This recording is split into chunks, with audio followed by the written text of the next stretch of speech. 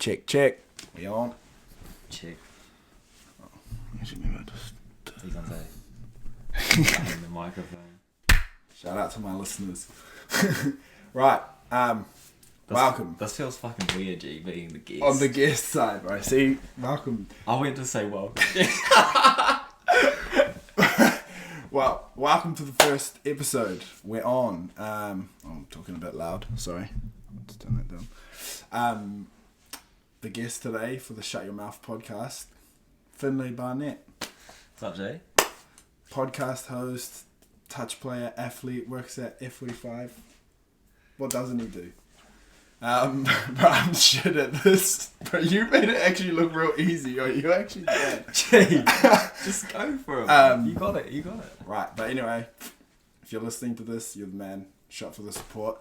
The guest today, he's just the bro. Today's our first time meeting each other. Yeah, fucking so random. I was going out to the car because we just did a podcast on fucking L&F. See, look at that, bro. The plug already. Yeah, and bro, and I went out to get my shit, and I came out and he looked at me and I looked at him. I was like, Jake, have we actually met in person before? Bro? Nah. Bro, he's like, no, fucking.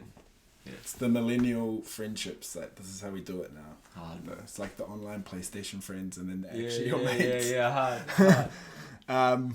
But anyway, I just wanted to ask you a couple things, and it'll kind of be like how the vibe of the podcast will be for like other guests as well, like going forward. So if you listen to more than this one, you'll Cheers. see. Yeah, shot for the support. Oh, actually, I know that's too soon. So basically, why did you start doing your podcast? Why did I start doing my podcast? Couple of reasons. Like I like podcasts in general. Like they're pretty cool to listen to. I go through my phases. Like sometimes I listen to them heaps. Yeah. And then other times like, I just won't listen to any. Yeah. But sort of over the last year or two, was thinking about it. Like I always like look at shit I can do and start and like have a play around with. Yeah. I just love like doing shit and trying stuff out. Yeah. And then not actually in lockdown, but like a month before lockdown hit, I was like, fuck, Jay, like, fuck it, I'm just going to do it. Like, I started thinking about it more and more. I started, you know, when you start thinking about stuff, you start, like, researching, like, what if I do this, what if I do that. So I started, like, looking into it, and then I, like, just fucking started. But basically the reason I started was because, a couple of reasons. One of the reasons is that it's a good excuse to sit down with someone and have an in-depth conversation. So, like, me and the bro here might be mates, or like me and the people that I go and interview might be mates, or I might know them, but I never sit down for 40 minutes and just go like, so G, tell me about the toughest points of your career. I would never get that deep with someone. So like it's a good sort of excuse to do almost have like a formal kind of talk. And learn about people, bro, and learn about their experiences and like their worldviews and all that sort of shit. That's like the main reason, because my boss, like one of my old bosses was like, you should try have a coffee with someone every week and like just learn about them. And the more you know, the more you can eat. Like, and then did he mean like for a podcast, or did he just mean just in general, like for my professional sort of career? Yeah. And like for me, like I'm a young pup, like I don't really go and have coffee dates with people, but like doing a podcast is something for me. And also like if it pops off, like that's another sort of avenue of income or avenue of something that's connected to my name, and heaps of reasons, bro. Rambling on, but it's almost like you're pretty good at this podcast thing, bro. Just used to talking shit, bro. That's why it's the Shut Your Mouth podcast. Yeah, I'm gonna shut my mouth right now and then you get to the next question. Right, and then the other question is, I actually wanted to ask you more about your flat essentials and like how that came up. Like, the business, bro. Yeah. And what is it for someone listening who like doesn't know who you are? So, Flat Essentials is a business that me and my mate started up through uni. We actually started up through a business sort of competition thing.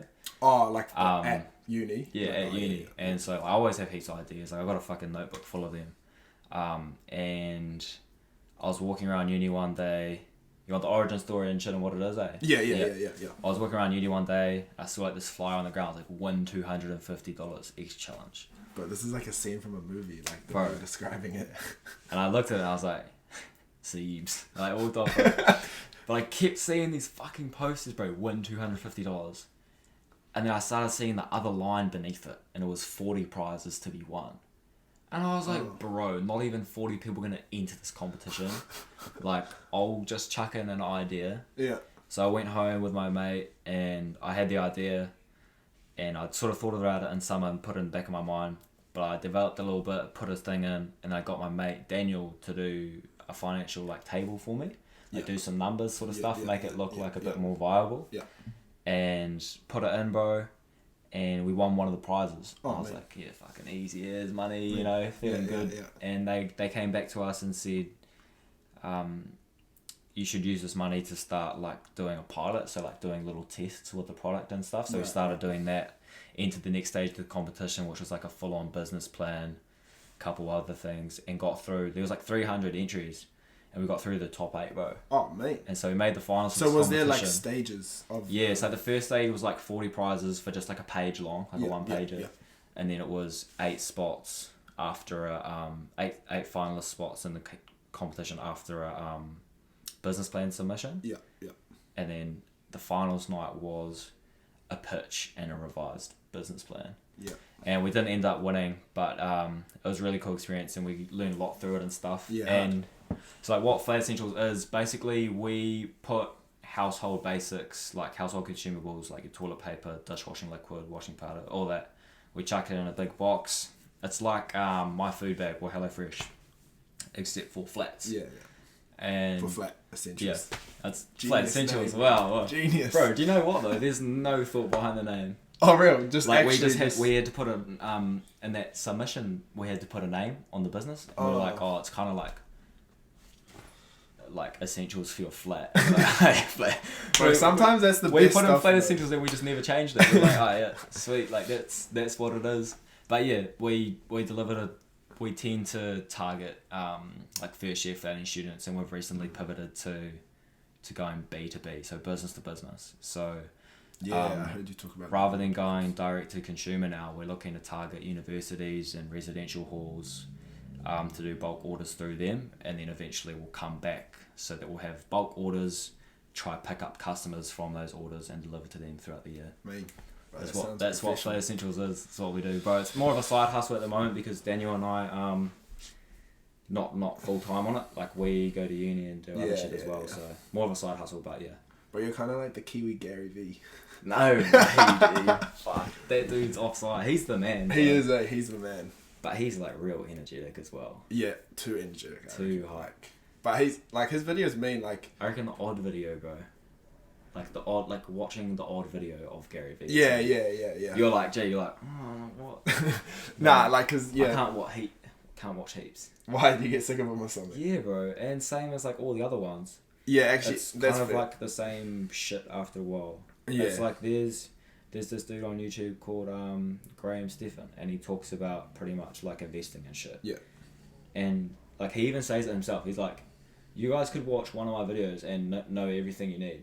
I just keep saying the same shit. Because it's the same thing, like with Gary Vee, like all that shit is. That's just my opinion. Like I know, like people will disagree with me, and people will be like, "Fuck Gary Vee's the man." Oh, fuck them if they I'm not disagree. saying he's not the man. I think he is. Like he's actually so cool and inspirational. If you disagree with him, you can just shut your mouth. Shut your mouth. But yeah, I just reckon like too much of listening to any one person is bad because then that's all you think about. Yeah, from their hard, perspective, you know? definitely. But listen to a bit of everything. Yeah, that's why I try. Even not. shut your mouth. Yeah. But listen to a bit of that as well. And then another thing I wanted to ask you was, because you do so much stuff, is this about, bro, you actually do though, like, is your touch, like, and, because obviously we got a mutual mate, Chops, shout out to Chops. Who's that? I don't know. I don't Catch fucking, me on the 5. I don't fucking know that dude. Nah, but, yeah, Chops. and I listened to your podcast with him, and then I was like, oh, yo, like, the Breathers play touch. I saw your guys' little highlight clip. Yeah, you can see on little LNF. one. Yeah, It's pretty little cheeky. But like, how long have you been playing touch? Like, your Been whole playing story. touch. Sort of like you with kickboxing, like you always sort of did fighting. Yeah, and shit. yeah, like, yeah. So like touch for me, like since I was 5, was always like Friday night at the rugby club. Yeah. You know, with your rugby team and you Classic. play like just fucking. It's just what you do in the Yeah, summer. yeah. But in terms of actual touch, because there's a big difference between actual touch Yeah, and like like proper, like- you know, your social touch. Yeah.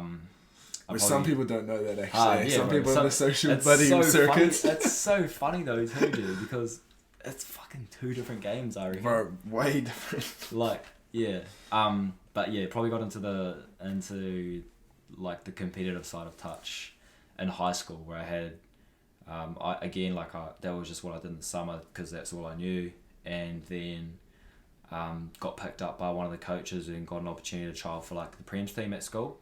Yeah. And me and my mate both made it, and bro, we both sucked. he actually was a lot better than me at the time. I was trash. Like, bro, you obviously weren't that bad. You got sadly trash. No, I'll tell you what, bro. So our coach forced us, and we're like year 11. Yeah. And our coach forced us to go to a trial for like the Waikato under 15s, and the bro to go to the 17s because he was older than me. Yeah. And we were both so scared. Like, scared out of our minds. I was really nervous. He was like a little bit sweater because he knew everyone. Yeah. He was like, and I'm so happy now that that's what I can do, like with touch. Like, he was that dude who rocked up to trials day, and I was like holding his hand. Yeah. And every person, sup G, sup nuts, bro, where you been, sup G? And I was like, and you're like, sup guys? Yeah, so yeah, that's when I first sort of got into it. And I only actually made the team because I was fit and I was like talking heaps. Talking like on the field. Like, yeah, one of the chicks from the school team told me, like, I was like, oh, I'm so nervous. Like, do you have any tips? Because she played at that sort of level, and she was like, just like, you're really fit, so just talk. Even if you don't know what you're saying, just talk. Bro, so I was talking something mad, like, not like talking smack, not but trash just like, talk. Yeah. I was just saying the most random stuff. Like, I honestly had no clue what I was doing. Bro, and I go watch under 15s trials now, and under 15s players, and they're silent. Not as much. No one really talks, bro. But I was like, how was I in the team? like they're mean. Like the kids these days, bro. The age is so good, and I was like, bro, it's because you were loud. I was running all over the field, bro. Like, I didn't know about the positions. So I'd be on the wing, then I'd like kind of run around aimlessly because, you know, social touch, all the way through at the club. Bro, like, that's you just run to where the ball was. So I was like running where the ball was. But how ironic, I don't actually know if that's the right word, is it? That you were the loudest on the field and now you're like a podcaster. No, I'm just talking, Yeah, bro. Must like the sound of my own voice or something. Bro, yeah. It's fucking funny as. But yeah, that's pretty mean. And like, what do you see like in the future for touch then, like relative to you? Like, what's my goals? Like, yeah, kind of like that, yeah. I want to be the best winger in the world, like the best ranked. And do they rank them? Like, but just like, I want everyone to be like, oh yeah, Finn's obviously the best winger. Yeah. So that's my goal. Like, long-term goal, that's one of them.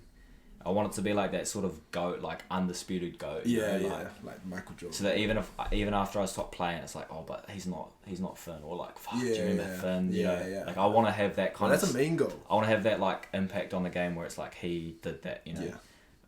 And in terms of that, for me, like, I don't want to be there for at the top level. I don't want to be there for, you know, a season or two. I want to be there till I'm 20, just turned 20 at the moment. I want to be around for like another 10 years at least. Is my goal. Yeah. And so that's 1 and 2, sort of tying them with each other, and then as a part of it as well, like, I've got cap numbers that I want to reach. So I want to do a certain number of caps for like each team. So like for Touch Blacks, I want to do 50. Yeah.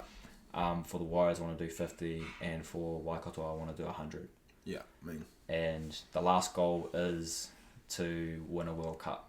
That's pretty. Win a Trans-Tasman and win a World Cup. Yeah, that's pretty mean. Yeah.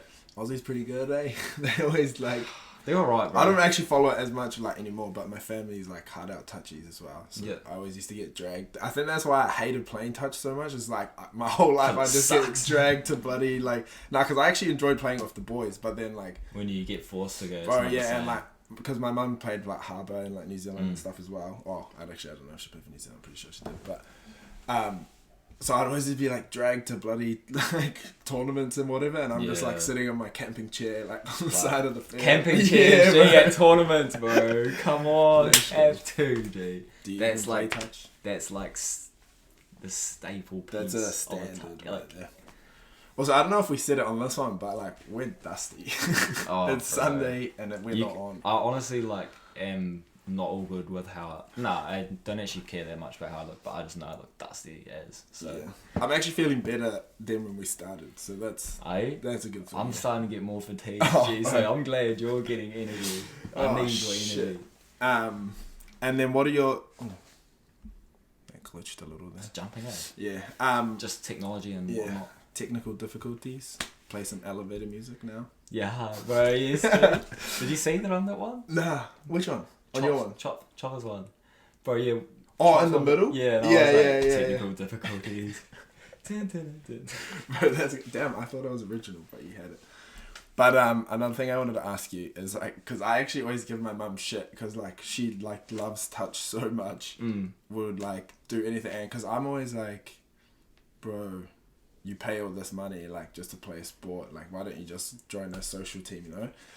And like, but I kind of like just give her a shit. I'm like, Mum, like, why do you do this, blah blah blah. So what do you reckon it'll be like in the future, or I don't know when, but like when do you think like it'll become like as big as like a league or something, and do you think it will become that big? I think that within I reckon after the next World Cup, so next World Cup is 2023, and I think there's a lot of momentum over the last 2 years that have been building with touch, with the new tournaments, with the addition of like touch teams to the NRL clubs. Yeah, that's mean. And I think that's been stunted by COVID a little bit, the growth of it. Yeah. But I do think momentum's been building, and I wouldn't be surprised if after the next World Cup, so after another couple of years, if, you know, not even necessarily getting paid massive amounts, but it's just even not having to pay anymore. So like touch as a user pay to play. So I've been like really lucky to play for New Zealand and play for like provincial stuff and all the teams, whatever. Like really lucky to make it and be named and stuff. But we have to pay for everything. And so that's a good point. I didn't think about not that you'll be paid, but you just don't have to pay. Yeah, because even like, that is like all huge, of a sudden, for example, for a trans TAS, like a trans TAS is like roughly 3 to 4K. Real. Yeah, so like by the time you do your flights, your camps, your like travel, your gear, all that. Yeah. And then World Cups are like 7, bro. Give or take, depending on. Yeah, so like even just having them subsidized, bro, it's already starting to come in. Having stuff like paid for, starting to come in like with Warriors, like that's paid for. Yeah. So I think in a few years it'll pick up. Yeah, I like that NRL like touch teams. The clubs. That's mean. Yeah, it was pretty mean. Like we got to fly. So like what happened was a few years ago, the NRL partnered with Touch Australia, and then Touch New Zealand jumped on a year later, and they just added all these touch clubs onto the NRL clubs. And they started with like 6, and now there's like 8 or 9 or 10. And so we got to like the people who were in the team. We played at Mount Smart Stadium. So they had 3 like home games there, and they were as curtain raisers before the Warriors games. And then in Australia, we were curtain raisers for like the league game of the home club. And so we got to fly to Australia like 3 times last year, that's pretty and play in like Suncorp and Stadium. Paid for. Yeah, like the flights and stuff. Fuck, that's mean. And got to play like in Suncorp Stadium, bro. Like the biggest before an NRL game. And then we got to stay and watch afterwards. Yeah. All of that sort of stuff as well. So it's really mean. And like, it is the NRL, so you're an NRL player. Yeah, it's like the NRL touch, bro. Yeah, like that's me. Bro, I reckon the coolest thing was getting the passes, Jay. So you get the access passes. Yeah. So you can't just like walk everywhere in a stadium, obviously. Yeah. And so we had like the pass, and you had like all the clearances, Jay. Bro, that's and like you were walking around stuffing because you didn't even have the clearances. And you're just like. Big things. Yeah, bro. But like, like it was me. Like you felt like a real professional because touch is so social, and even at the competitive level, it's quite like not as professional as it should. As I hope it will be one day. One thing that you and Chops talked about in your podcast with him, which I thought was mean, and it kind of like relates to like me with like kickboxing and stuff, especially as an amateur, is taking like a professional athlete's approach to a non-professional sport. Like that's mean. And that mentality, I reckon if more people think like that, then it's inevitable that it will that's what I hope happens, bro. And like that culture change has already started taking place in the Touch Blacks men's, like Rahul and the team, like Polda and Tones, like have just been doing a massive, like they do so much work behind the scenes that like I probably don't even know how much work they do. Yeah. And then like the coaches. Yeah, it's like managers. There's like the two coaches, Tones is the manager. And just even the stuff that they've started doing to change the culture, and then the boys are picking up on that. Yeah, and then it trickles down. Yeah, and hopefully exactly that, bro. It'll trickle down, so when we all go back to our provinces and take that approach and like lead the way, set example as we should. Yeah. Hopefully that'll come down the young players, and then in a few years, the seeds will sprout. And bro, that's a beautiful analogy, right? Gee, I was just thinking of it. Trickles down, and then the seeds sprout. I was thinking seeds will sprout in my head, and I was like, I don't know if that's gonna sound right, but I'll say it. I was like trying to think of the right one, but it wouldn't come to my head, so I was like, I'll just say that. I'll just say it and go for it, bro. Yeah, but look, it worked, so... Yeah, it did work. What do you know? Favourite memory on the field? Oh. Okay, I'm going to go the first... There's heaps, bro. Heaps of memories. Favourite. But the best one that's just making me smile, and it just came to my head straight away, was winning our first game against Australia, bro. So, like, Australia has tended to dominate us in the past, and nowadays it's, like, a lot more even, and even though they, like, the recent Trans-Tas, they still won. Yeah. Certain teams, like the men's, are, like, really starting to push, so, like, we went over in Jan, really cool team, like, best bunch of boys, like had so much fun with them over there, and, like, good crew to be a part of. Went over, like, the whole tournament was mean, and, yeah, bro, like, we lost the first game, but it was, like, there was quite a few of us. How many do you play? Like, 6, against them? 6 on the field. No, how many games? 3 games. 3 games. 6 on the field. Alright. 3 games. So, you know, like, a few years before, we went to the Youth World Cup, and Australia just, like, smashed us, bro. Oh, yeah. Like, so we played 4 games against them, and the closest game we lost was by 6 tries. That was the closest? That was the closest. Fuck. Like, there was, like, 12-3. That's crazy. Like, stuff like that. So, when we came into this one, it felt different, and we backed ourselves more, and we knew, like, we'd done our processes, and we stuck to them. In that first game, we lost by a few, but we were walking off the field, like, gee, we got them. Like, we actually have them. Yeah, like, it's not a one-sided thing anymore. We came back the next day, bro, done our prep, came back, and like, for that game, we just bullied them, and we won 6-3. Like, it was the best 40 minutes I've ever played in my life, like, to be a part of with everyone. Everyone was on. Like, it was just a vibe, G. And, like, I've watched it back a couple times, and I'm just, like, smiling the whole time. And then afterwards, you can just see me, I'm just, like, I just, like, sit down on the ground, just, like... Bro, that would probably be, like, the best feeling, eh? It was, bro. Especially when you got the hidings before. Yeah. And then you come back. Yeah, because that was, like, my thing, bro, going into it was, like... to that youth Trans-Tasman, like, for the under-20s, was last time I played them I was under 18, and I knew, like, myself then was, like, average, like, trash as a player. And, like, I was all good. Obviously I was in the 18s, like, I must have done something right, but I knew that since then I'd, you know, been lucky enough to get into the Touch Blacks squad and start training with them, and I'd had another year or 2 of open men's experience, and I'd had another, like, all these other tournaments that I'd been lucky to be a part of. Yeah. And so I knew, because I'd been informed, and so I was like, fuck, like, I'm gonna go over to Aussie, and, like, I don't care who's in front of me, like, you're getting it. Like, you're gonna know that I'm the best winger at this whole tournament. In the world, right? That was like my thing. I was like, I'm gonna be the undisputed, like, there's no doubt I'm gonna be the best player there. Yeah. And that was the mentality I had, and, like, to actually show it and do it, and then for the, like, all the boys were on, G. Yeah, that weekend. Me, bro. That's favourite memory by far. What's your who's your, like, worst person that you've, like, stayed with, like, if you're, like, going to a hotel or something, like, any bad stories? Worst person I've stayed with, G. Like, at a touch tournament or something, like. Bro, I actually don't know. Like, there's always some good yarns. yeah. That's why I said the worst. There's always some good yarns. Like, honestly, this is nowhere near the worst one, but, like, it's just crack up and it just came to my mind, so I'm gonna run with it. It was, like, a few years ago. It's at my first multi tournament. Yeah. So each year there's, like, a tournament in Rodas, and like. Bro, you know my nan actually runs that. Like she's Hey. the organizer or one of the organizers. Dude, Yeah, That's mean, bro. So I was like, shout out to Nan. Yeah, shout out Nan. So it was like my first one, bro. I was like real nervous, like fucking Pakeha white boy. Been working on like the culture and stuff. I'm obviously like pretty safe with it now, but I was like nervous going into it and didn't really know the team I was going to play for because some of the boys from NZ had just like recruited me into it. Oh yeah. And gee, we were at the hotel, bro, and the tournament's like the next day. It's like Friday night, and so like I have no idea of like what vibe Maldives was at the time. Yeah.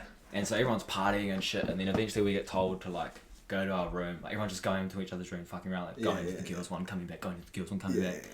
And it was like 12:30, and our coach came. He's like, "Boys, you need to fucking go to sleep." And so I was like, "Okay, yeah, sweet." And I was like, "Oh, actually, I'm pretty tired. Like I want to play tomorrow." So I get into bed, but I'm lying down. Gee, and then the 4 boys, like that were in my room, just start like fucking around. They go into the other room, and then an hour or two later, like 2-3 in the morning, G, I just hear them start singing the Mungle Mob anthem. G. I'm just on the mattress, G, like just sleeping, bro. And they're like, "Seek help," and they're just walking out like this. I'm like, "Bro, shut the fuck up!" And then they just start singing that. They got the Yui Boom like playing the anthem, G. I was like, what the fuck's happening right now? Bro, what? I was like, you cunts need to sleep. I want to go to sleep. And that's multi-touch nationals for you. That's actually the whole vibe, bro. Right there, upstairs, all the 21s were on the piss, G. Like if that's not Maldives tournament, that's that is great. I did not know where that story was going, but like that was wrong. Bro, I was just like, because it started with like 2 cunts, G. Yeah. And they like came out, I was like, "Bro, fuck up." And then they went into the other room, and all of a sudden like 6 other dudes come out, bro, and they're just like parading around, like singing and shit. Oh my god, yeah, bro. That's probably like that's like a funny one. Like there's not really been anyone that I've been like, "Fuck, this is dumb having you as a room." yeah. I didn't really mean it like that. I just meant like someone did some stupid shit. But like yeah, that's like a fucking stupid one for you, bro. Shout out to the Mungle Mob. If you're listening. Oh my god. But like, no hate against any other gangster. Yeah, I was about to say, bro, I don't want any like fucking black power hunting me down. I was just lying there, bro. I was just lying I there. appreciate you all equally. Hard. It's all good. Fuck, I forgot what I was gonna One ask episode you. of the Shut Your Mouth podcast, you need to get Just fucking gotta get cancelled by the cancelled. gang, bro. Oh, bro, at least I would be the one who unified them, you know? You can be like, "Yeah, I was doing my best to try." Fuck, I forgot what I was gonna. I had something else to ask you and I can't remember now. I did it every episode. The money's just wipes That's me out. honestly like I don't know if I did it in the episode that we just did, but every episode that I do on Ellen, I always forget what I'm saying like twice. I'll just be like at mid combo, bro. I'm pretty sure. And I'll be like, "Wait, what were we talking about, Jay?" So I forgot what I was saying midway through my conversation last in your one, and I was like, "Oh." Yeah, Jay, it happens. And then you have to like pick yourself because back up. and especially like when you're like when I'm doing mine, like I'm having the convo, but then I'm also like you have to think a couple steps ahead. Yeah, Because you got to yeah, steer the yeah, convo. yeah, like you yeah. got to be like, all right, we got like. What do I want this conversation to be? Okay, I've got to steer it back. Or, Yeah. okay, let's run with it. Oh, okay, let's fucking... And so, like, I'll be doing it in my head sometimes, and then, like, they'll stop talking, I'll be like, yeah. Fuck, where, what? Where are we going next? Bro, it's funny you say that, because I was actually like, okay, we're on touch, and I kind of want to ask him some stuff about his podcast now. How do I get it back? And you just brought it back, bro. So that's... Thank you for doing my job. for Segway me. master, bro. Yes. I'm undefeated, bro. Undefeated. Come on, boys. Bro, if you're not the best winger in the world, you're definitely the I could best be the best segway. Segway in the world. Segwayer? Segwayin? 6. Yeah, 6. What? Dusty champ. Alright. Nah, so what I was going to say is, how do you go through the process of picking... This is actually, if you're clever like me, I'm just using this as like, I'm going to remember this and write down these notes so I can just use it. Don't even for need to my write it podcast. down, G. You're Yeah, recording it. listening to it. That's smart. But I don't want to listen to myself. But how do you go through the process of like finding like your guests? Like, who do you pick? Yeah. And how do you pick them? So, like sort of to take it a step back from that, what I did like at first. I'm just gonna like do the plug so that I can talk about it and not feel like I'm plugging. Yeah. Okay, so I run a podcast called LNF, and I basically, when I started, I was just recording on my phone, just doing audio, and I just did all these random episodes, and like I always wanted to have like a guest vibe, but COVID low-key fucked it up, and so I was just like, oh, I'll just keep going. Can't break your bubble. And then I was like, okay, I actually thought about it, and I was like, fuck, I want to actually do it properly. Like I've done it for like a few months now, and I've got heaps of messages. Like I don't have heaps of listeners, but heaps of people have messaged being like, this is me, or like something or other. So actually, we know each other. Yeah, so I was like, okay, I'm gonna do this properly. So what I did was I did a big whiteboard session, bro. I like a good whiteboard session, a good brainstorm. Yeah, I've seen your and your whiteboard. I read this like really good book on like how to do like sort of a business plan sort of a thing. And so like we just done that with Flat Essentials to like do the pivot from DTC to B2B. Yeah. And so I was like, okay, well, fuck, I don't see why this wouldn't work for the podcast, because it's that same thing, like, what you want. So what I did was I was like, okay, like, what are my goals? Why am I doing this? And then I was like, okay, I can't remember off the top of my head, but it was just shit like, what do I want people to get out of this? Who's my target audience? Like, how am I going to distribute this? Like, okay, my target audience is going to be young people. So I've got to have good chat. Like, I've got to talk shit. I can't be like a formal dude. And I also, therefore, probably want video because people our age like to watch videos. And like, I use the Instagram. As well. And then obviously, like using that logic, then it comes into stuff like finding guests. And so, bar a couple of exceptions I'll make for a couple people that I've got in mind. Like if you do look at the podcast, you'll notice that every one of my guests is like similar age to me. So because I've got my target audience and what I want to put to them, my guests need to fit that criteria. So like I've got people our age, and basically the motto is like young people doing cool shit. Like young people doing dope shit that I can learn from, and B, the people listening can get some value out of. And so then once it helps to give them a platform as well. Yeah, so then once I had that, exactly, bro, like heaps of people that come onto the podcast are like, low-key, all of them are on the brink of popping off. That's me. That's what I like as well. Like no one's made it, but like they're big enough to be known. And so once I had that criteria, I was like, okay, well now who do I know that fits that straight away? I think I'm the only one that's not about to pop off. Shut your mouth, podcast. Oh. Popping off, lad. Shit. Subscribe. But yes, like once I had that like criteria, I was like, okay, well I know this person, and then from there I started thinking outside the box, and then my logic is that once I get through that list of like 20, 30 people I've got, like that's like fucking half a year, you know? That's time enough for it to grow, and then I can do that list again now that I know more people.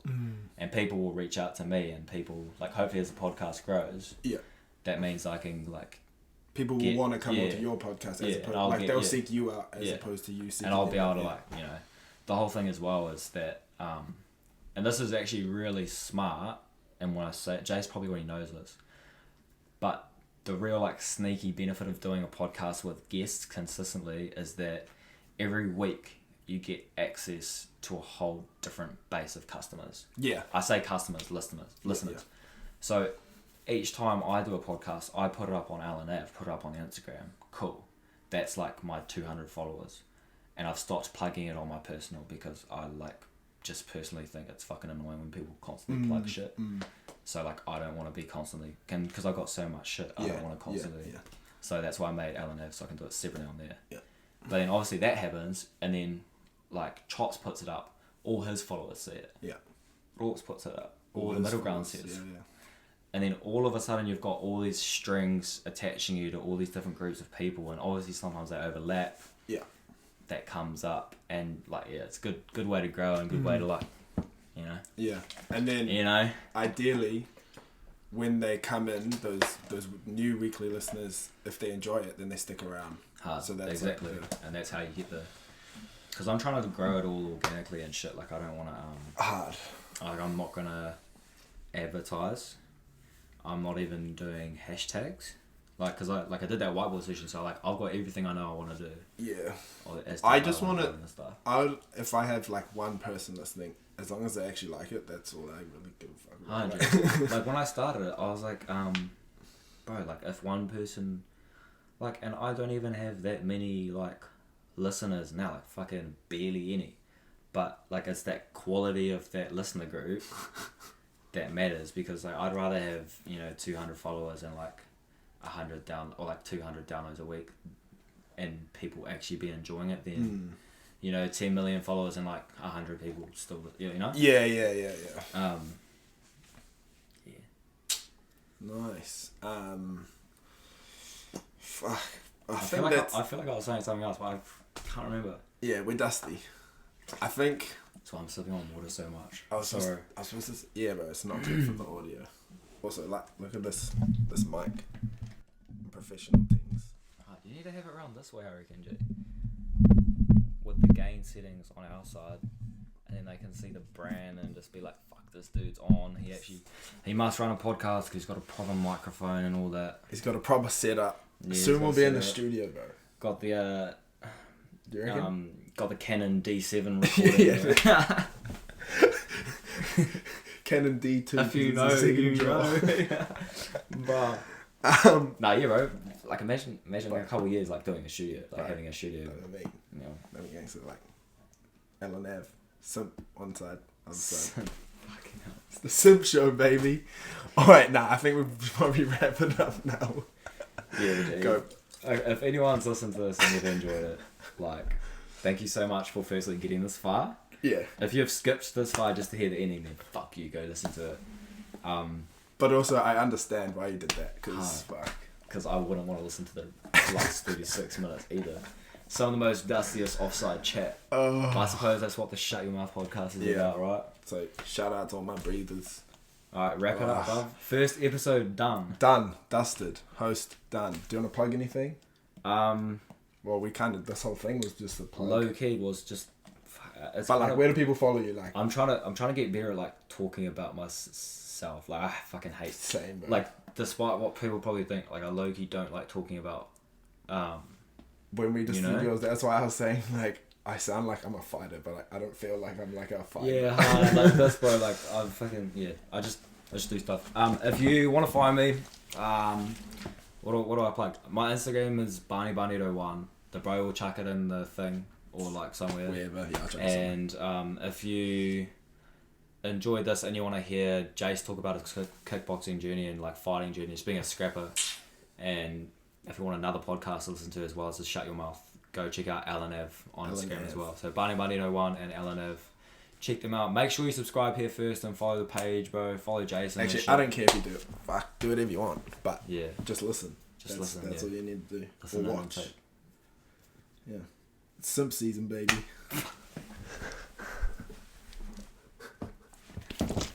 That was...